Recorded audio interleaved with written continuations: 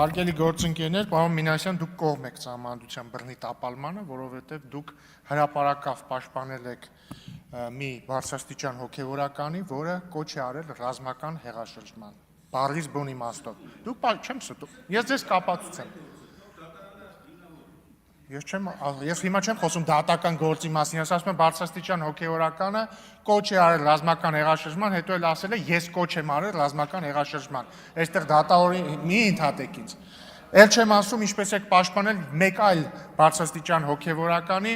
որը մեղադրվում է ահաբեկչական ակտեր կազմակերպելու մեջ։ Նես որ ով ինչից խոսա, դուք Սահմանադրության բռնի տապալման մասին մի խոսացեք, էլի։ Հաջորդը, էլ չեմ ասում, որ 004 շրջաբերականը ենթադրում է Հայաստանի անկախության վերացում եւ հետեւաբար Սահմանադրության բռնի տապալման դեպք է այդ թվում։